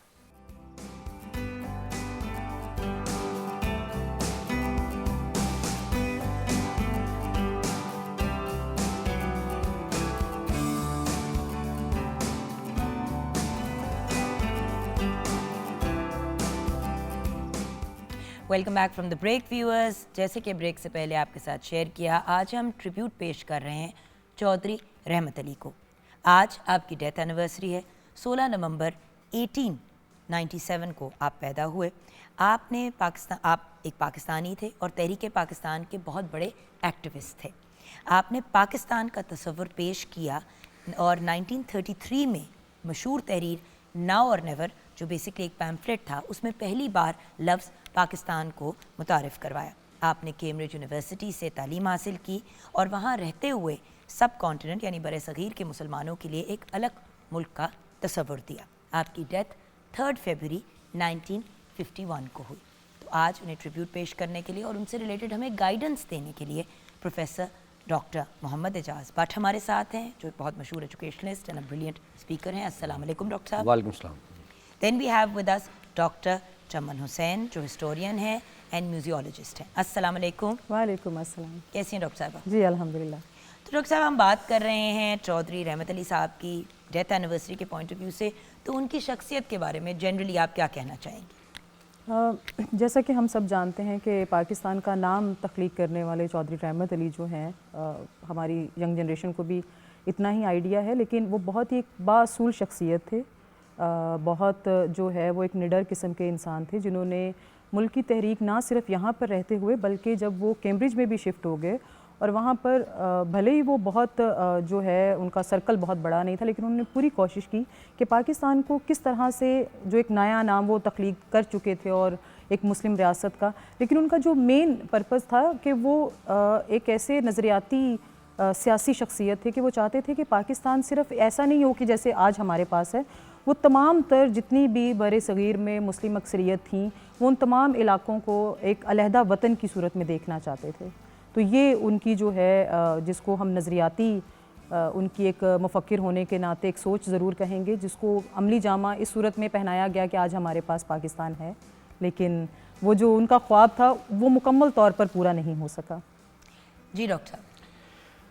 دیکھیں, بنیادی طور پر جو ان کا کنٹریبیوشن ہے چودھری صاحب کا, وہ یہ ہے کہ انہوں نے مسلمانوں کے لیے جو جنوبی ایشیا کے مسلمان ہیں ان کے لیے ایک علیحدہ وطن کا تصور اس وقت دیا جب یہ تصور بالکل کہیں اور سے نہیں آیا تھا. یعنی یہ وہ دور تھا جب برطانیہ میں راؤنڈ ٹیبل کانفرنسز ہو رہی تھیں, پہلی, دوسری, تیسری, 1930, 31, 32 میں 3 راؤنڈ ٹیبل کانفرنسز ہوئیں, اور ان کانفرنسز میں جو چیز ڈسکس ہو رہی تھی وہ یہ تھی کہ ہندوستان میں جو ایک ایشو ہے مسلمانوں اور ہندوؤں کے درمیان اور منورٹیز کا جو ایشوز ہے, اس کے لیے کیا سلوشن ہے, کس طریقے سے ودن انڈین سب کانٹیننٹ جو منورٹیز ہیں ان کے رائٹس کو کس طرح سیف گارڈ کیا جائے.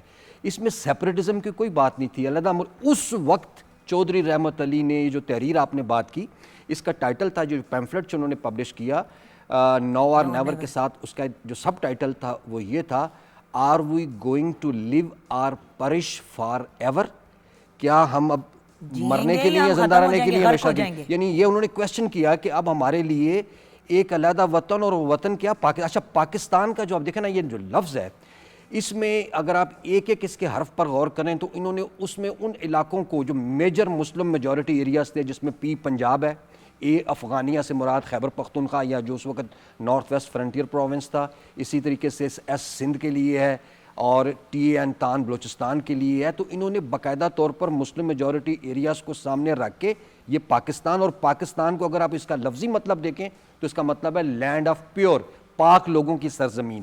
تو یہ نام انہوں نے اس وقت دیا, اور اس وقت جب کہ یعنی آپ یوں سمجھ لیں کہ پاکستان کا تصور دینے والے سب سے پہلے جنہوں نے جنوبی ایشیا میں مسلمانوں کے لیے پاکستان کے نام سے ایک علیحدہ مملکت کا تصور دیا وہ چودھری رحمت علی تھے, جو اس وقت کیمبرج یونیورسٹی میں لاء کے اسٹوڈنٹس تھے, اور وہ اس وقت موبلائز کر رہے تھے اسٹوڈنٹس کو وہاں سے. اور پھر انہوں نے 3 راؤنڈ ٹیبل کانفرنسز اٹینڈ کی, ان کی قائد اعظم سے بھی ملاقاتیں ہوئیں, علامہ اقبال سے بھی ملاقاتیں ہوئیں, اور وہ اس بات پر فوکس کرتے تھے, اور باقاعدہ انہوں نے ایک تحریک چلائی. یعنی جب یہ پمفلٹ پبلش ہوا تو اسی نام سے پاکستان نیشنل موومنٹ کے نام سے انہوں نے ایک تحریک چلائی, جس کا مقصد یہ تھا کہ مسلمانوں کے لیے اس خطے میں جہاں جہاں وہ میجورٹی میں ہیں وہاں ان کو آزادی اور خود مختاری ملنی چاہیے, وہ آزاد ملک کے حیثیت سے زندگی گزاریں, اسی سے ہمارے مفادات کا تحفظ ہو سکتا ہے. تو ان کا بیسک کنٹریبیوشن. اور پھر دیکھیں کہ آل انڈیا مسلم لیگ نے ان کے اس نام کو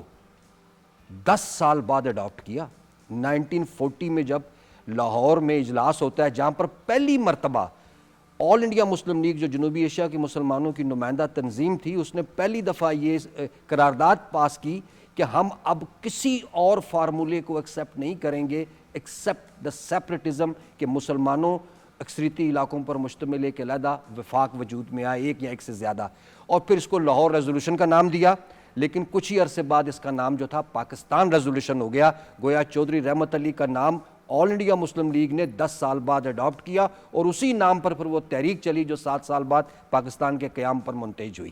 جی ڈاکٹر صاحب, اسی بات کو آگے لے جاتے ہوئے اچھا سر کی بات جو ہے پیمفلٹ سے ریلیٹڈ بھی مزید اگر آپ ہمیں کچھ گائیڈنس دیں. پیمفلٹ سے ریلیٹڈ, اس سے ریلیٹڈ بھی, کیونکہ اسی سے تو ہماری بات پوری نکل وہ دیکھیں جو ناؤ اور نیور کی بات ہو رہی ہے سر, بالکل ٹھیک کہہ رہے ہیں کہ اس ٹائم پہ جس ٹائم پہ یہ سب چل رہا تھا اور برطانیہ میں اس طرح سے ہو رہا تھا, لیکن آپ یہ دیکھیے کہ انہوں نے جتنے بھی یہ جو پاکستان کی ٹرمینالوجی ہے کہ ہر ورڈ کے ساتھ پاکستان کے لفظ کے ساتھ جو ہے وہ تمام میجورٹی مسلم ایریاز کو انہوں نے لنک کیا ہے, کہ پی سے جو ہے وہ پنجاب کو لے رہے ہیں یا افغانیہ کو لے رہے ہیں. اسی طرح سے انہوں نے اور بھی بہت سارے جو ہمیں ایریاز نظر آتے ہیں, جس کو کنڈا کا کہہ لیں, سری لنکا کا کہہ لیں, یا ہم جو ہے وہ بہار کا کہہ لیں, اور بہت سارے ایسے علاقے تھے جن کو انہوں نے مختلف نام بھی دیے تھے, جس میں ہمیں جو ہے وہ فاروقستان بھی نظر آتا ہے, ہمیں حیدرستان نظر بھی آتا ہے, اس کے علاوہ ہمیں عثمانستان نظر بھی آ رہا ہے. تو یہ والے انہوں نے اس کے علاوہ اور بہت سارے نام دیے تھے. اور چودھری رحمت علی کو جو ہے وہ مایوسی بھی اس بات پہ جب 1940 میں پاکستان کا ریزولوشن جو ہے وہ پاس ہو گئی لاہور میں, اور اس کے بعد جس طرح سے آل انڈیا مسلم لیگ نے اس کو ایکسیپٹ کیا ہے اور جس طرح سے ہائی لائٹ کیا ہے, لیکن یہ نہیں ہے کہ ان کو کریڈٹ اس طرح سے نہیں دیا جا رہا تھا, مان رہے تھے کہ تخلیق ہیں, اسی لیے آج تک ہم چودھری رحمت علی کو جانتے بھی ہیں کہ پاکستان کا نام تخلیق کرنے والے جو ہیں. جنرلی ان کے ساتھ یہی چیز کنیکٹ کی, کہ آپ نے بھی کہا کہ اسٹوڈنٹس وغیرہ اور ینگ لوگوں کو بس اس حد تک ہی پتہ ہے, اس حد تک پتہ ہے, مطلب اٹس آلموسٹ لائک ہاں جی کسی نے سجیسٹ کیا تو وہ نام رکھ لیا, تو جو سجیسٹ کیا وہ تھے, بٹ ان کا ایک رول تھا. بالکل. اور کیونکہ دیکھیں ملک کسی بھی, جیسے کہ ہم ہمیشہ Quaid Azam Muhammad Ali Jinnah father of a nation and Allama Iqbal کو the fathers of a nation consider کرتے ہیں, رائٹ, مین لیڈرز. بٹ کسی مطلب نیشن صرف 2 لوگوں کی ایفرٹ سے تو نہیں بنتا, بالکل بھی نہیں. ان کے پھر کچھ ہوتے ہیں سپورٹ سسٹمز, اور پھر اس کے بعد آتی ہے عوام. وہ جو بیچ کے لوگ ہوتے ہیں وہ اکثر مس ہو جاتے ہیں. اسی بات سے آپ یہ دیکھیں کہ جو ناؤ اور نیور کا پیمفلٹ ہے, یہ ان میں چودھری رحمت علی کے ساتھ اور بھی لوگ تھے. ان کا ایک گروپ تھا, جو سرکل تھا, جو موٹیویٹ کر رہے تھے لوگوں کو کہ انڈیا میں برٹش کے خلاف اس طرح سے تحریک اٹھانی چاہیے اور کام کرنا چاہیے. لیکن چودھری رحمت علی کیونکہ بہت زیادہ ایکٹیوسٹ تھے, بہت زیادہ اس کام کے لیے جو ہے وہ محنت کر رہے تھے, تگ و دو کر رہے تھے, تو آج جو ہے وہ یاد بھی ہے کہ کس طرح سے بھلے ہی صرف خالق کے نام پر یاد ہے, لیکن لوگوں کو آج یاد ہے کہ پاکستان کا نام تخلیق کیا گیا ہے. اینڈ دین آلسو سر کہتے ہیں کہ آپ کا جو آخری وقت انگلینڈ میں تھا وہ کافی مشکل تھا, اس کے پیچھے کیا بیک سٹوری؟ دیکھیں چوہی صاحب, ایک تو پہلی بات تو میں یہ جو آپ نے کی نا, یہ بڑی زبردست بات ہے کہ وہ کیوں ان کا کیوں ڈس ایگریمنٹ تھا, یعنی وہ قائد اعظم کے ساتھ بھی ان کا ایک ڈس ایگریمنٹ تھا, مسلم لیگ کے ساتھ تھا, وہ یہی بات یہ کر رہی ہیں. ایکچولی چودھری رحمت علی کا جو سوچ تھی وہ یہ تھی کہ ہندوستان پورے میں جہاں جہاں بھی مسلمانوں کی اکثریت ہے, وہ چھوٹے چھوٹے پاکٹس میں کئی علاقے بنتے ہیں جہاں مسلمان, بچوں کیرلا ہے یا کئی اور جگہ پر مسلمانوں کی اکثریت ہے, وہ کہتے تھے ان سب کو پاکستان کا حصہ ہونا چاہیے. جو بظاہر فیزیبل نہیں لگتا کہ آپ اس طرح کا کوئی ملک بنائیں جس میں اس طریقے سے کہ درمیان میں ہندو آبادی ہو اور وہاں سے ایک ڈسٹرکٹ لے لیں, وہاں سے ایک ڈسٹرکٹ لے لیں, تو وہ کہتے تھے کہ ہم نے جو پاکستان لیا اس میں ہم نے بہت سے علاقے نہیں لیے جو ہمیں لینے چاہیے تھے جہاں مسلمانوں کی اکثریت تھی. تو وہ جو تھا وہ پریکٹیکلی کی تو بات ہی نہیں آئی نا, جو ملا وہی ملا. آئی مین لیٹس بی ویری آنیسٹ, ہمارے ساتھ اتنی زیادتیاں ہوئیں, یہ تو ہم سب جانتے ہیں. اٹس ناٹ لائک ایفرٹس نہیں کیے گئے تھے, بٹ اگین جیسے آپ کہہ رہے ہیں اگر یہاں پہ ہندو اکثریت ہے اور یہاں پہ ایک پاکٹ ہے, یہاں پہ ایک پاکٹ ہے اور ایک پاکٹ یہاں ہے اور پھر یہاں ہندو اکثریت ہے, تو وہ ہو نہیں سکتا, وہ فیزیبل نہیں تھا. اور اسی وجہ سے ان کے وہ اس چیز جو انہوں نے کہا نا کہ وہ پر ان کا اختلاف جو ہوا وہ اس بات پہ ہوا. اور دوسری بات جو آپ نے کی کہ آخری وقت ان کا واقعی بڑی قسم پرسی میں گزرا. وہ ایکچولی پاکستان آئے تھے, پھر یہاں سے وہ چلے گئے. وہ کیا کہانی؟ میں وہ کہانی یہ ہے بیسکلی نا, ان کی جتنی پراپرٹی تھی, جتنی ان کی جائیداد تھی, جتنے ان کے ایسٹس تھے, وہ سارے ان کا وہ علاقہ تھا جہاں وہ پیدا ہوئے تھے, ہوشیارپور کا علاقہ انڈیا میں. وہ تو چلا گیا انڈیا میں, انڈین پنجاب میں. اب یہاں پر یہ اسٹوڈنٹ کے طور پہ انہوں نے لائف گزاری کیمبرج میں. یہاں سے اسلامیہ کالج سے جب انہوں نے گریجویشن کی تو ان کو ایمینول کالج وہاں پہ کیمبرج میں داخلہ ملا, وہاں پر انہوں نے لاء کیا, وہاں پر پھر انہوں نے پریکٹس کی. اب ان کا سارا جو انہوں نے وہاں پر ارننگ کی وہ تھرو پریکٹس کی. جو ان کے ایسٹس تھے یا ان کو جو وراثت میں چیزیں ملی تھی وہ ساری ہوشیارپور میں تھیں. اب وہاں سے تو ان کو کچھ نہیں مل رہا, یہاں آئے, یہاں سے جب واپس گئے تو پریکٹس ان کی اس طرح چلی بھی نہیں, کیونکہ وہ بیچ میں پھر وہ بہت ڈسٹرب ہو گئے. تو بہرحال آخر میں پھر آ کے ان کی فائنینشیل پوزیشن بڑی کمزور ہو گئی. لیکن میں جو بات اصل میں کرنا چاہ رہا ہوں اس حوالے سے وہ یہ ہے کہ اب دیکھیں پاکستان کو بنے ہوئے اب ماشاءاللہ 70 سال سے اوپر ہو گئے. اب میں سمجھتا ہوں کہ وہ ڈیزرو کرتے ہیں کہ ان کے جسد خاکی کو وہاں سے لایا جائے اور یہاں پاکستان میں ان کے شان شان ان کو دفن کیا جائے, ان کو ان کی ریسٹنگ پلیس ہو. اور یہ ان کا, اور دیکھیں یہ کوشش ہوئی بھی ہے. یہ چودھری شجاعت حسین جو ہمارے بڑے اہم سینئر رہنما ہیں, انہوں نے ایک زمانے میں اس حوالے سے ایفرٹ کی تھی لیکن وہ میٹیریلائز نہیں ہوئی. لیکن میں سمجھتا ہوں کہ وہ ڈیزرو کرتے ہیں, کیونکہ جو کہتے ہیں جو جس کا کنٹریبیوشن ہے اس کو اس کا کریڈٹ ملنا چاہیے. تو چودھری صاحب کا جو چودھری رحمت علی کا جو کنٹریبیوشن ہے کہ انہوں نے اس وقت مسلمانوں کے لیے ایک سیپریٹ اسٹیٹ کی بات کی, سیپریٹ ہوم لینڈ کی بات کی, جس وقت یہ آئیڈیا نہ مسلم لیگ کے پلیٹ فارم پہ تھا اور نہ ہی قائد اعظم اور علامہ اقبال. کیونکہ علامہ اقبال کا جو خطبہ الہ آباد ہے وہ 30 کا ہے, اور یہ جو انہوں نے موومنٹ چلائی وہ 33 میں چلائی. تو 30 میں علامہ اقبال بھی صرف ان علاقوں کی نشاندہی کرتے ہیں, لیکن وہ کہتے ہیں کہ یہاں پر وہ خود مختاری حاصل کر سکتے ہیں, لیکن وہ واضح کوئی علیحدہ ریاست کی شکل نہیں تھی اس وقت. لیکن چودھری صاحب تو باقاعدہ طور پر کہتے ہیں کہ یہ ہمارے مسئلے کا حل ہی یہ ہے کہ ہم مسلم اکثریتی علاقوں کو ایک علیحدہ ملک کی صورت میں بنائیں اور اس کا نام پاکستان رکھیں. اور پھر دیکھیں کہ ان کے اسی نام کو مسلم لیگ نے اڈاپٹ کیا 1940 میں, اور اسی نام پر پھر ساری تحریک چلتی ہے. پاکستان کا مطلب کیا, لا الہ الا اللہ, اور سارا کچھ پھر جا کے 46 کا الیکشن جو ہے اور اس کے بعد پھر پاکستان کا بننا. تو ان کا بہت بڑا کنٹریبیوشن ہے. انہوں نے جس طریقے, اور پھر دیکھیں لنڈن جو تھا, لنڈن سیٹ آف اتھارٹی تھا, برٹش کی حکومت تھی یہاں پہ. وہاں پر بیٹھ کے جس طرح آج امریکہ میں بیٹھ کے لوگ سپر پاور ہے اور لابنگ کی جاتی ہے, وہاں پر تو برٹش میں بیٹھ کے انہوں نے جس طریقے سے پاکستان کے لیے وہاں لابنگ کی, جس طریقے سے وہاں پر اسٹوڈنٹس کو موبلائز کیا, وہ ان کا بہت بڑا کنٹریبیوشن ہے. پھر کہاں ان کی پریکٹس بھی چلنی تھی, تو وہی والی بات ہوگی نا, ایک طرح سے در بدر ہو گئے آپ. بالکل. اچھا, مزید ہم اس پہ ڈسکشن کریں گے. اور ان کا کیا ڈریم تھا پاکستان کا, اس سے ریلیٹڈ بھی بات کریں گے. ویورز کچن میں ایک نظر ڈالتے ہیں, اس کے بعد ہم بریک کی طرف چلیں گے. جی کیا سچویشن؟ جی ہمارا جو ہے پیزا سموسا ریڈی ہے, فرائز بھی ریڈی ہیں آلموسٹ, اور نوٹیلا سموسا بھی ریڈی ہے. Amazing, thank you so much chef. یہاں پہ ہم ویورز بریک کی طرف جائیں گے. بریک کے بعد جب واپس آئیں گے تو ہم ٹریبیوٹ پیش کر رہے ہیں to the great Chaudhry Rahmat Ali. ان سے ریلیٹڈ ہم مزید بات چیت کریں گے بریک کے بعد.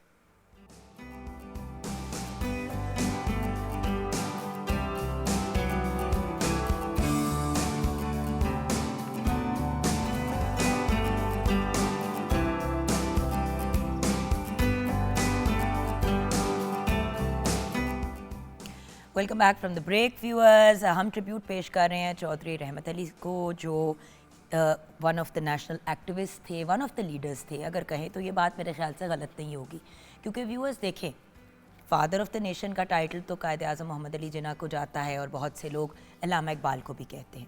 تو علامہ اور قائد وہ تو اپنی جگہ, لیکن ان کے انڈر یا ان کی سپورٹ میں جو لوگ ساتھ کھڑے تھے ان کو بھی یاد رکھنا اتنا ہی امپورٹنٹ ہے, یا ایٹ لیسٹ امپورٹنٹ تو ہے اگر اتنا نہیں تو.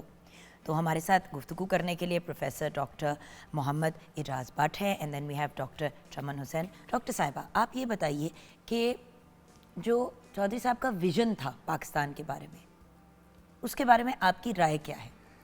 اچھا, جیسے ابھی آپ نے کہا کہ لیڈرز جو ہیں جیسے علامہ ہیں, جناح ہیں, ان لوگوں کا اپنا ایک مقام ہے.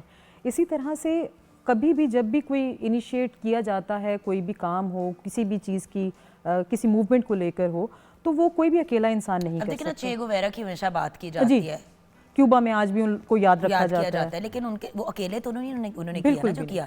ان کے ساتھی جو تھے, اب محترمہ فاطمہ جناح کی ہم ہمیشہ بات کرتے ہیں کیونکہ وہ قائد کے ساتھ ساتھ ہر وقت ہوتی تھی, مطلب she was his right hand, لیکن there are more people also.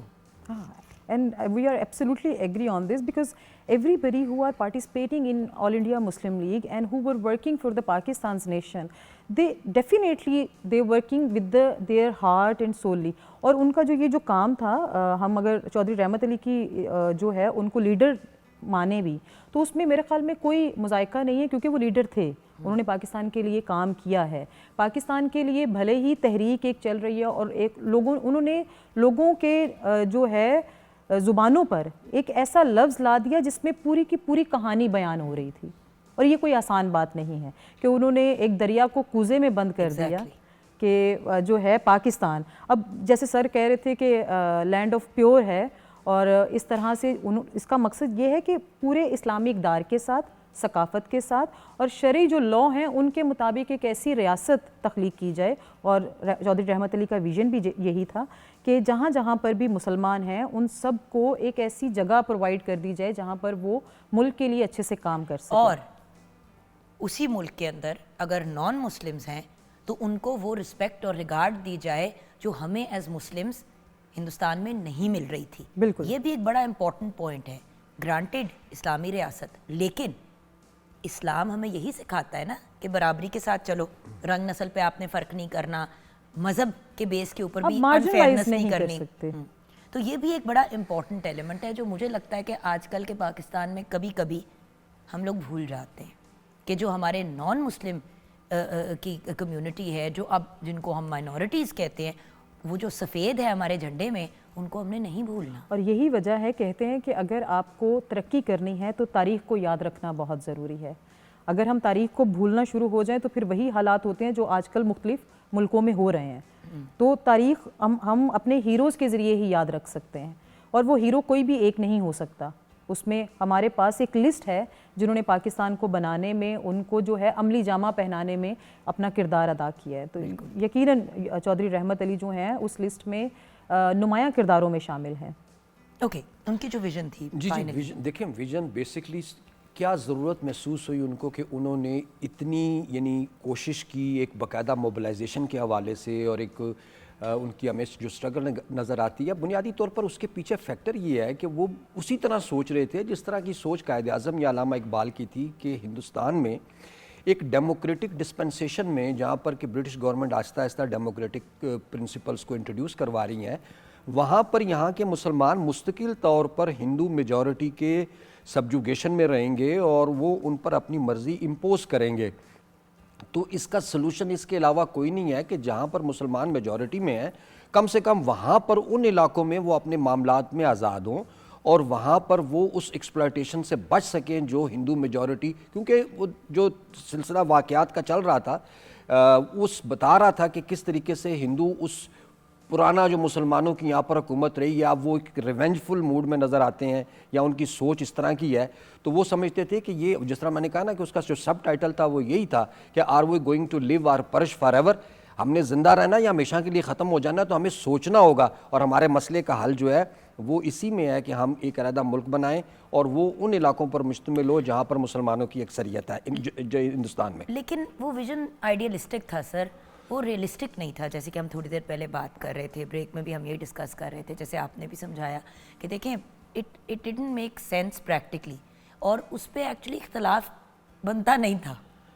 اچھا، اس میں دو چیزیں ہیں، ایک تو یہ کہ وہ پریکٹیکیبل نہیں تھا، لیکن ان کے ویژن کا ایک دوسرا اسپیکٹ ہے وہ بھی بڑا، کیونکہ جب وہ یہاں آئے ہیں نا تو وہ اپنی جو گفتگو کرتے تھے وہ یہ کہتے تھے کہ ہم پاکستان ایسا بنانا چاہتے ہیں جس میں ہر انسان برابر ہو، جو بھی آپ نے منورٹی کی بات کی، کہ اس ملک میں ہر آدمی کو رول آف لا کے تحت برابری کی حیثیت حاصل ہو اور وہ زندگی میں اس کو زندگی کی جو بنیادی اس کی جو ضرورتیں ہیں وہ پوری ہوتی ہوں۔ ایک سوشل اور اکنامک جسٹس کا کنسیپٹ بھی ان کے ویژن کا حصہ تھا۔ دیکھیں وہ کیمبرج جیسے ادارے میں پڑھتے تھے جو کہ ایک دنیا کی ٹاپ یونیورسٹیز میں آتا ہے، اور اس وقت دنیا کی ٹاپ یونیورسٹیز میں پہلی آکسفورڈ اور کیمبرج دو بڑے ادارے تھے، تو وہاں پر وہ پڑھے ہوئے تھے اور وہ اسی لیکن چیز۔ سر وہاں پہ تو آپ کو پتہ ہے وہاں پہ بھی اس وقت ریسزم اور یہ والے ایشوز تو بہت عام تھے، اب جا کے سوچیں سب کی بدلی ہیں اور لوگوں نے اپنے رویے بدلے ہیں، لیکن ان دا 30s اینڈ دا 40s تو ریسزم بھی تھی، مذہب کے اوپر بھی بڑے ڈفرینسز تھے اور پوری دنیا میں تھے، یہ نہیں تھا کہ صرف پاکستان یہ ہندوستان میں ہو رہا تھا، وہاں پہ بھی جو کرسچنز تھے ان کا رائٹ تھا، آپ سمجھ رہے ہیں نا، تو مطلب right is might, might is right basically, کہ جو وہاں پہ جو تھے تو رہ تو وہ ایسی جگہ پہ بھی رہے تھے جہاں پہ وہاں پہ بھی وہ ناانصافیاں ہوتے ہوئے دیکھ رہے تھے۔ بالکل ٹھیک ہے، دیکھیں بات یہ ہوتی ہے کہ آپ کی سوچ جو ہے وہ پروگریسو ہے یا آپ کی سوچ ریجڈ ہے، بات صرف یہ ہوتی ہے۔ تو چودھری رحمت علی کی سوچ جو تھی ایک پروگریسو سوچ تھی، اور وہ مسلمانوں کے لیے علیحدہ ملک کے لیے یہ ذہن رکھتے تھے کہ مسلمان جو ہیں اپنی مرضی سے اپنے فیصلے کریں اور ایک ایسی سوسائٹی ہم کریٹ کریں جو ہر طرح کی ایکسپلائٹیشن سے پاک ہو، اور اس ویژن کو لے کر انہوں نے یہ تحریک چلائی تھی۔ اور اس وقت ظاہر ہے کہ یہ آئیڈیا بالکل اس طرح اس وقت میں سمجھتا ہوں اس وقت یہ آئیڈیا فلوٹ کرنا جو تھا بظاہر ایک بڑا مشکل سا کام تھا، یہی وجہ تھی کہ اس کو ایکسیپٹ کرنا جو ہے وہ بظاہر 10 سال لگے، اور برٹش گورنمنٹ نے تو اس کو بالکل ہی سیریس نہیں لیا، یعنی راؤنڈ ٹیبل کانفرنسز کا یہ دور ہے اور چودھری رحمت علی جو پاکستان کے نام سے ایک علیحدہ ملک کی بات کر رہے ہیں تو برٹش گورنمنٹ اس کو اتنا سیریس نہیں لے رہی، اور کانگریس جو ہے وہ اس کا مذاق اڑا رہی ہے کہ یہ کیا بات کر رہے ہیں۔ لیکن آپ دیکھیں کہ ان کی ہوئی بات کو الٹیمیٹلی اڈاپٹ کیا مسلمانوں کی نمائندہ جماعت نے، اور ایک ریزولوشن میں اس نام کو بھی اڈاپٹ کیا گیا، اور پھر اسی کو لے کر آگے چل کے جو سٹرگل ہمیں ملتی ہے 40 سے 47 تک کی، اور جو بڑی زبردست سٹرگل ہے قائد اعظم کی قیادت میں، وہ پاکستان بنتا ہے۔ تو بلا شبہ ہم جیسے ابھی کہا جا رہا ہے کہ جس کا جو کریڈٹ ہے اس کو ملنا چاہیے، اور چودھری رحمت علی کا بہت بڑا کریڈٹ ہے کہ انہوں نے اس وقت یہ بات کی جب کوئی یہ بات نہیں کر رہا تھا، تو انہوں نے کہا کہ نہیں یہی حل ہے ہمارے مسلمانوں کے مسائل کا۔ تو آج کے شو کو کنکلوڈ کرتے ہوئے میڈم آپ کیا کہیں گی؟ آئی نو آپ بریک میں بھی کچھ ایک بات اپنی سینٹیمنٹ شیئر کری تھی کہ اور بھی لوگ ہیں جن کو ہمیں یاد ضرور رکھنا چاہیے۔ اچھا، جیسے ابھی آپ بات کر رہی تھی کہ اسٹوڈنٹس کو بھی پڑھاتی ہیں کچھ، جیسے ابھی آپ بات کر رہی تھی کہ وہاں پر بھی وہ برٹش میں بھی مارجنلائز کمیونٹی میں رہ رہے تھے، مطلب وہاں پہ تو وہ مائنورٹی میں تھے، تو یہاں پر پھر اس طرح سے کیسے جو ہے وہ رائٹس کو یہاں آپ ہائی لائٹ کر سکتے ہیں؟ تو یہاں پر یہ والی چیز بنتی ہے کہ کیونکہ وہاں پر وہ گئے تھے صرف اپنے آپ کو اپنے آئیڈیاز کو کنوے کرنے، پڑھائی کرنے، لیکن یہاں پر ایک ڈیزائرڈ کنٹری انہوں نے حاصل کیا تھا جس کے لیے انہوں نے کوشش کی، جس کا 10 سال بعد جو ہے وہ نام سامنے آتا ہے، جس کو لوگوں نے ایکسیپٹ بھی کیا۔ تو یہ یہاں تک آنے کے بعد پھر جب آپ ایک چیز خود ڈیزائن کر رہے ہیں، ایک ریاست آپ خود بنا رہے ہیں، آپ نے اس کے لیے کوشش کی ہے، تو وہ جو ایک آئیڈیا ہے جب وہ اس طرح سے سامنے آیا، اور چاہے وہ آدھا ہی سچ ہوا ہے کیونکہ ان کو خواب تو تھا کہ تمام تر مسلم میجورٹی ریاستیں جو ہیں وہ پاکستان کا حصہ ہوں، لیکن اگر نہیں بن پائی تو آدھا خواب جو ان کا پورا ہوا وہ اس میں یہ چاہ رہے تھے کہ اس کو جو ہے بہترین طریقے سے ہائی لائٹ کیا جا سکے، تو اس لیے مائنورٹی اور وہ رائٹس والی تو وہ یہاں پر بات ہی نہیں کر رہے تھے۔ رہی بات جو ہم لیڈرز کی بات کرتے ہیں کہ ہمیں اپنے رہنماؤں کو یا اپنے ہیروز کو یاد رکھنا چاہیے، تو نو ڈاؤٹ کہ کبھی بھی کوئی بھی چیز، جیسے ہم پہلے بھی اس کے اوپر بات کر رہے تھے کہ کسی ایک کی مرہون منت نہیں ہوتی. اگر کوئی ٹیم بھی ہے تو اکیلا جو ہے وہ ایک ممبر ہو تو اس کے اوپر ٹیم نہیں بنتی. ٹیم کے لیے آپ کو اپنے لوگ چاہیے جو آپ کے ویژن کو، آپ کے آئیڈیا کو، آپ کی ایفرٹ کو سپورٹ کرتے ہوں. تو نو ڈاؤٹ چودھری رحمت علی کے ساتھ اس وقت جو لوگ تھے اور جس طرح سے انہوں نے اپنے آئیڈیاز کو وہاں تک پہنچایا، اور اسٹوڈنٹس کو لوکلائز، جو وہاں پر سب کانٹیننٹ سے اسٹوڈنٹ گئے تھے، مسلم اسٹوڈنٹس، ان کو لے کر ہائی لائٹ کرتے رہے پاکستان کی تحریک کو. تو یہ ان کے جو انہوں نے اس ملک کے لیے اور ان لوگوں کے لیے کیا، بھلے ہی وہ اس ملک میں نہیں رہ سکے، نہیں سروائیو کر سکے، یہ ایک اور دفن بھی چیز وہیں ہے. پہ ہی ہوئے. دفن بھی وہیں پر ہوئے. تو ہمیں جو ہے ان کو کریڈٹ دینا چاہیے، ان کو خراج عقیدت پیش کرنا چاہیے، اور یقیناً ان کے لیے جو ہے وہ اسٹوڈنٹس کو اور اس کا ایک ڈاکٹر صاحب آج کی گفتگو جی conclude کر دیجیے. میں وہ یہ کر رہا ہوں کہ اس کو میں اس طرح کنکلوڈ کروں گا کہ جیسے ان کے کنٹریبیوشن پر ہم نے ڈیٹیل بات کی کہ کیا رول تھا ان کا تحریک پاکستان کے انتہائی کرٹیکل فیز میں، انہوں نے جس طریقے سے موبلائزیشن کی اور جس طریقے سے اسٹرگل کی، اور ان کا جو کریڈٹ ہے کہ ان کا دیا ہوا نام آج پاکستان دنیا کے نقشے پر موجود ہے اور پاکستان وجود میں آ چکا، لینڈ آف پیور کے نام سے پاکستان. تو اب یہ حق بنتا ہے کہ ان کو ان کے اس کنٹریبیوشن پر ان کو ٹریبیوٹ دیا جائے. ان کو وہاں جہاں ہمارے یہاں پہ قومی ترانے کے خالق جو حفیظ جلندری صاحب کا مزار ہے یہاں مینار پاکستان میں، تو اسی طریقے سے نام کے خالق جو ہیں چودھری رحمت علی، جن کو وہاں دفن کیا گیا کیمبرج کے قبرستان میں، ان کو یہاں لایا جائے اور ان کو اعزاز کے ساتھ یہاں دفن کیا جائے، تاکہ نوجوان نسل جو ہے وہ بھی جو ہے دیکھ سکے کہ ان کا ایموشن ہے. کیونکہ یہ جیسے میں نے بتایا نا کہ لیڈ کرتے ہیں قائد اعظم، ویژن علامہ اقبال کا، لیکن ایک پیچھے ایسے لیڈرز موجود ہیں جو ان کی اس ہر اول دستہ تھے اس کی اس پوری تحریک کا، ان کو جس کا جو کریڈٹ بنتا ہے اس کو وہ ملنا چاہیے، تاکہ ہماری نوجوان نسل وہاں سے انسپائریشن لے اور ملک جو ہے اس کی سمت جو ہے وہ صحیح ہو سکے. اور یہاں پہ ہی ہم آج کا پروگرام کنکلوڈ کریں گے. ویورز، جو لوگ اپنے لیڈرز کو، اپنے فاؤنڈرز کو دیکھیں، وہ ایک آلموسٹ ہمارے پیرنٹس کی طرح ہوتے ہیں. تو جو بچے اپنے ماں باپ کی قدر نہیں کرتے وہ زندگی میں بھی کہیں نہیں آگے پہنچ پاتے. تو اسی چیز کو اگر آپ لارجر اسکیل پہ دیکھیں، جو قومیں اپنے لیڈرز کو دیکھیں، 2 مین لیڈرز تو ہو گئے، ان کے علاوہ بھی بہت سے ایسے لوگ ہیں جن کے بارے میں ہمیں جاننا چاہیے. ابھی امریکہ کی اگر آپ لیڈرشپ کی بات کریں تو سارے پریزیڈنٹس کے نام، سارے پرائم منسٹر، ایک ایک چیز ان کو پڑھائی جاتی ہے، سکھائی جاتی ہے. ان کی تو ہسٹری اتنی ڈینس ہے اور ایک ایک چیز ان کو بتائی جاتی ہے، کرسٹوفر کولمبس سے لے کے پتہ نہیں کہاں کہاں تک. اور ہم لوگ اپنے لیڈرز، اپنے فاؤنڈرز کو اس لیول پہ ویلیو نہیں دے رہے جتنی ہمیں دینی چاہیے. اور آج جہاں پہ ہم سب کی نالج اتنی وسیع ہو گئی ہے اور دنیا اتنی ایکسپینڈ کر گئی ہے، جہاں پہ آپ کسی بھی دنیا کے کونے سے ریسرچ لے کے آ سکتے ہیں. تو چلے پہلے ہمارے پاس ایکسیسیبلٹی نہیں تھی، اب تو ہمارے پاس ہے. تو اب میرے خیال سے وہ وقت آ گیا ہے جہاں پہ ان لوگوں کو بھی یاد رکھنا ہے جو میجر کنٹریبیوٹرز تھے ٹورڈز میکنگ پاکستان. اپنا خیال رکھیے گا. زندگی رہی تو انشاءاللہ کل ملاقات ہوگی. خدا حافظ.